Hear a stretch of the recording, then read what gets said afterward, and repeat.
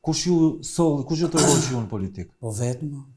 Nuk të merr njeri në politikë. Nuk gjen politikanë që të marrin të fusin brenda që ti zësh vendin apo ti vrasësh politikisht, se ka lindur edhe amplifikohet shumë edhe kjo, tash që duhet vrasësh babain politik. Unë nuk kam baba politik. Me thënë drejtën, s'kam ndërmend të vras kënd. Por në politikë, në qoftë se ndjen hyn vet. Dyert nuk t'i hap kush, duhet t'i hapësh. Gjej formën ti. Po dikush ka mbështetur, një kryetar partie që mua më mbështeti forumi rinor i Partisë Socialiste në atë kohë, freshi. Normalisht isha pjesa e asaj strukture dhe gradualisht deri në 96-ën sa u propozova po prap nga forumi rinor i Partisë Socialiste për të qenë kandidat për deputet në Poliçanë në Berat. Çfarë është quant një politikan? Ka ndryshuar koncepti politikanit. Po, edhe gjatë fushatës dëgjoja kandidat që dilnin thoshin që politika për mua është mision, edhe unë jam misionar në politikë. Jo, unë mendoj që politikani është shërbyes publik. Nuk është më shumë se sa një shërbyes publik. Nuk ofron, ku diun, furnizim me ujë e tjerë me radhë, po ofron të bërit politikë si shërbim publik. Politika është një shërbim publik. Nuk është një gjë për te shërbim, po flas për politikën e mirë, se ka edhe politikë që është shërbim privat. Po them për këtë pjesën që unë mendoj që politika është një shërbim i mirëfillt publik, edhe që politikani që merret me politikë duhet të jetë një shërbyes publik. Duket sikur ke pak kënaqësi, keni pak kënaqësi me. Jo, domethënë, keni ndonjë pak kënaqësi me politikën sot? Një pjesë e politikës e ka kthyer parlamentin fjala bie nga një vend pune në një vend që s'ka lidhje me punën. Domethënë ti nuk punon dot sot në parlament, që tu ulesh, të lexosh, të shkruash, të nënvizosh, të propozosh, të kundërshtosh, të kundërvotosh, të votosh pro e tjerë me radhë. Pse? Ti nuk shkon dot në sallën e parlamentit që të flasësh mbi argumentin tënd. Në moment që flet për argumentin tënd ose e budalla, të trajtojnë si të marr, për çfarë po flet ky? Çfarë flet? Ne po merrem me ajdut ligjet, ky vjen flet për po duket shkruani pakicë ju. Argumentin tjetër. Po ky është problemi, që parlamenti nuk është më një vend pune, edhe një vend ku puna që ti bën shkon në favor të njerëzve të zakonshëm të këtij vendi. Jo, duhet të bësh share, dhe këtë e kanë ndihmuar jashtë dhe mediat sociale. Unë mund të dal atje të bëj, jo, e kanë ndihmuar mediat sociale në dimension më të keqmundshëm. Unë mund të dal në rrjetet sociale pse i thash dikujt atje një fjalë papërshtatshme. Po nuk dal asnjëherë për një argument të qëndësishëm, të mbështetur në prova, në fakte, në llogari, e tjerë me radhë, dhe që kanë ndikim të drejtë tek njerëzit. Fjala bie. Në rast se unë i kthehem dikujt atje në sallën e parlamentit, kjo bëhet lajm. Sot, kush ishte lajmi? Erion Braçë përplaset egër me Agron Sheh. Edhe një qytetar normal, më thoshte, ore po për çfarë? Të pyeste, ore po për çfarë? Kush ishte thelbi? Thelbi ishte TVSH-ja e bujqësisë. Dhe unë normalisht dua vëmendje për TVSH-n e bujqësisë, nuk e dua vëmendjen unë për çai thash Agron Sheh, i thash aty mbyllë gojën tani, mos ofendo më e tjerë me radhë. Pse?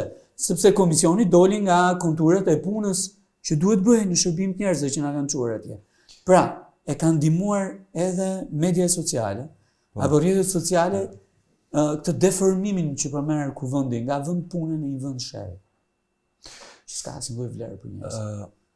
Si janë marrëdhëniet e tua me të rinjt politikanë sot? Se ju jeni një nga të rinjt e parë Partisë Socialiste që jeni aktiv. Çfarë bëhet me të rinjt sot? Shiko, po unë preferoj që ti trajtoj si veten, mos i trajtoj në të marrëdhënia ky është, ka 30 vjet atje dhe do japim mend tani. Kush më kërkon këshillën, patjetër që ja jap. Këtë verë apo fundin e vjeshtës, pata mundësinë që të flisja me ata që janë kolegët e mi sot në Kuvendin e Republikës Shqipërisë, ai që vijnë për herë të parë. Në Kuvendin mes tyre ka edhe të rinj. Po preferova që ta ndërtoja gjithçka brenda atyre 2-3 orëve si një marrëdhënie me kolegë, jo si një marrëdhënie. Plus për diçka. Je i vështirë ti Erion, nuk e di pse më duket. Ç'kuptim? I vështirë për të, domethënë, për të gjetur ato telat kur I thon. Dukesh pak natyrë e vështirë.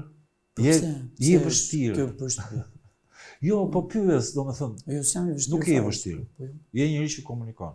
Po patjetër. Po, edhe unë ngre mure, pa diskutim, po mure për mirëqenien time. Jo mure për të keqen e dikujt aty më tan. Jo ngre mure për mirëqenien time, që do të thotë kur e shoh që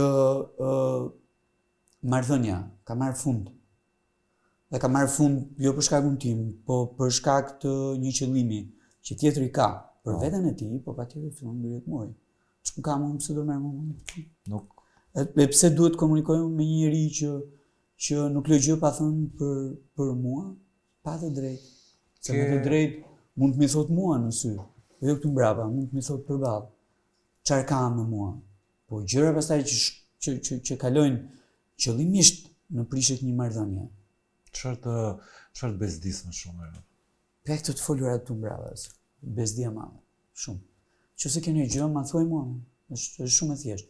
Mos shko as t'ia thuash atij tjetër që shiko se ai votoi sot në komision kundër. Si del ai voton kundër në komision, e ka kuptuar ky që nuk është në opozit, po është në pushtet dhe duhet sillet si në pushtet. Çfarë do të thonë opozit?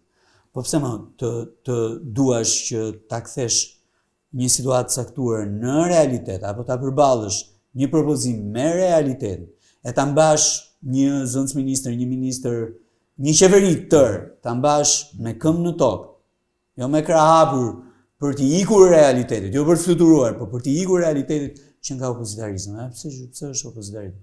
Jo, më kjo është ti jesh i vërtet, jo neutral, po ti jesh i vërtet. Shumë e rëndësishme kjo gjë. A duket sikur ti sfidon me këtë sjelljen tënde dhe shkakton një lloj xhelozie në parti? Po jo, nuk është sfidë, nuk është sfidë. Të propozosh barazimin e tatimit mbi vlerën e shtuar në hyrje dhe në dalje, siç e ka importi, dhe për prodhimin vendas nuk është sfidë. Është të luftosh për një gjë që është e drejtë të bëhet kështu. Pse? Sepse ndihmon atë bujkun e vogël atje, prodhuesin e vogël atje, dhe ndihmon dhe konsumatorin. Pyetja është pse zëri yt është disi i veçuar dhe nuk është pjesë e qëndrimit të partisë, po themi, qëndrimit të partisë. Ju jeni një politik. Partia ka qëndrim tjetër, shumë e thjeshtë. Shumë e thjeshtë. Nuk bashkohen dot? Po unë do doja shumë që se janë parë në këtë parti. Shiko. Po. Në nëntor të vitit që shkoj, se njerëzit e di çfarë thonë Erion, kur më larguam nga Divjaka, këtë perceptimin shumë shkurt. Ma Duket sikur ti e bën këtë qëndrimin që mban për çështje nga më të ndryshme, për t'i treguar gjithë atyre që ju nuk doni të flisni, po e them unë që s'flisni juve. Jo, s'ka lidhje me. Po, domethënë nuk dua të vënë sikleta asnjëri.